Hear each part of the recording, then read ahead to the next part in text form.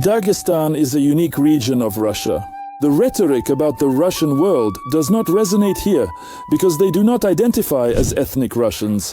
When leaving the Republic, Dagestanis often say, "I am traveling to Russia." People don't consider themselves part of this country because in the rest of Russia they are not viewed as being part of it either. And that's exactly why it should come as no surprise that in the autumn of 2022, protests against the forced mobilization into Putin's army broke out right here. And then later in the summer of 2024, significant armed clashes with the Russian state security forces occurred. The Caucasus is a mysterious and harsh land, where every mountain and valley bears traces of past battles. Here, history is not just told, but passed down from generation to generation through stories, songs and legends. Heroic figures such as Imam Shamil have become an integral part of the cultural code of the peoples of the Caucasus. The struggle against Russian colonization not only left a deep mark on history, but also continues to inspire modern Caucasians to resist. Why do Dagestanis continue to rise up against their oppressors, even when hope seems lost? It may be that the answer can be found within their indomitable spirit, which cannot be broken by weapons or repression. Or perhaps it is not just that. Why are dormant conflicts and discontent beginning to awaken right now? What is becoming the catalyst for new waves of destabilization within Russia? Why is Putin's stability, which Russians were once so proud of, beginning to crumble? Most likely you know the answer, or at least have a good guess. Let's see if our thoughts align. If that's the case, I'll ask you to share this video, give it a like, and subscribe to this channel if you haven't already done so. So, the history of the Caucasus is a long history of unending struggle for freedom. The peoples of the Caucasus, including the Dagestanis, have fiercely resisted attempts by outside forces to subjugate their lands for many centuries. For centuries, Dagestan has been at the center of the geopolitical interests of various empires: the Persian, Ottoman, and Russian. Each of these empires sought to control this strategically important region, but faced fierce resistance from the highlanders. As early as the 18th century, the Dagestanis began to actively oppose Russian expansion. Peter I of Russia, who sought to significantly expand his domains to the south, organized and launched the Persian campaign in 1722, during which Russian troops entered the territory of Dagestan. This campaign became the first significant clash between the Russian Empire and the Dagestanis. Despite their brief tactical successes, the Imperial Russian troops faced fierce resistance and significant difficulties in holding the captured territories, which ultimately led to their retreat. In the following years, the intense struggle continued. Throughout the 18th and early 19th centuries, the Dagestani people rose up in repeated rebellions against Russian rule. They formed strategic alliances with neighboring peoples such as the Chechens in order to jointly resist the advancing invaders. In 1785, a major uprising broke out under the leadership of Sheikh Mansur, which spread not only to Chechnya but also to the neighboring Dagestan. Mansur preached jihad against the Russian invaders, calling on the peoples of the Caucasus to unite in the struggle for independence. From the 19th century, a new phase of resistance began, associated with the name of Imam Shamil. Born in 1797 in the small village of Gimri, Shamil grew up among the mountains, where every stone and every tree preserved the memory of his ancestors' struggle against invaders. He led the resistance movement, uniting Chechens and Dagestanis against Russian expansion.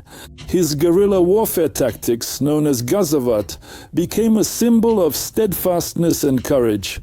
The colonization of the North Caucasus by the Russian Empire was accompanied by countless acts of brutality and repression. Russian troops destroyed villages, expelled the population, and forcibly relocated people in an attempt to break the spirit of resistance.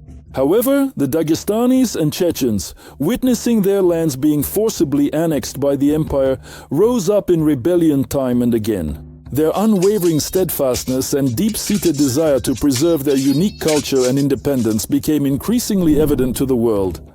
In 1834, Shamil was proclaimed as the new imam and led the fierce resistance in the North Caucasus. He managed to create a confederation of various mountain peoples, uniting them against a common enemy.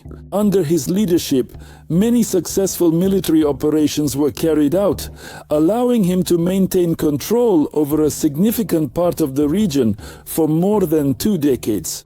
However, in 1859, after more than 20 long years of resistance, the leader Shamil was captured during a large-scale military campaign organized by the Russian imperial troops.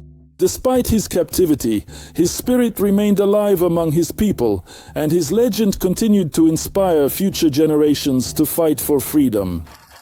The resistance persisted into the 20th century. The uprising in western Dagestan in 1920 to 1921 became yet another vivid and powerful example of the ongoing struggle against external oppression. The Dagestanis fought against the Red Army, striving to preserve their independence after the collapse of the Russian Empire and during the Russian Civil War. This spirit of resistance has not faded even centuries later. In our time, just as in the 18th, 19th and 20th centuries, the people of Dagestan are once again rising up against dictates from Moscow, defending their right to independence and dignity. The modern protests in Dagestan can be seen as a continuation of the centuries-old struggle of the peoples of the Caucasus against Russian invaders. In September 2022, protests broke out in Makhachkala and other cities of Dagestan. Women who took to the streets with signs reading "Our children are not fertilizer" became the symbol of a new resistance, reminding the world of the fearlessness of their ancestors who fought for the independence of the Caucasus. These protests are not just a random coincidence, they are the echo of centuries-long struggle of the peoples of the Caucasus against external oppression. The violent armed clashes and shootouts that occurred in June 2024 in the Dagestan region demonstrate that the Kremlin is steadily losing its firm control over regions that were forcibly annexed to Russia. Discontent is growing, and this is hardly surprising. The events in Dagestan are not just local unrest. They could become a catalyst for much more extensive transformations that will eventually sweep across all the regions once colonized by Russia. The people are beginning to realize their strength and their right to self-determination. Throughout history, examples have demonstrated that the Caucasus has often become the primary epicenter of upheavals that led to fundamental changes in Russia's political structure. It was certainly so during the era of Imam Shamil's resistance, and it could be exactly the same situation now. Now let's turn to the most important question of all. What was the specific trigger that finally opened Pandora's box for the Russian state? Quite naturally it is the protracted war in Ukraine. By starting this aggression, Vladimir Putin not only faced international condemnation and sanctions, but also sparked a wave of discontent within the country.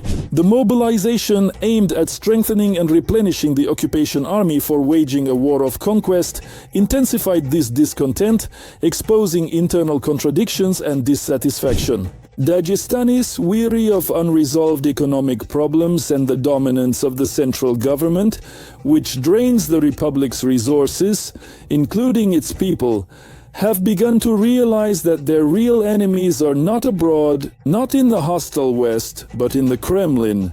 Destabilization in Russia will only continue to grow like a snowball. Historical parallels with the past tell us that the Caucasus may once again become the center of this instability. After all, the events in Dagestan are a continuation of the very struggle for independence and freedom that began many centuries ago. It is highly probable that the Caucasus will signify the beginning of the end for the Putin regime, and it is now merely a matter of time.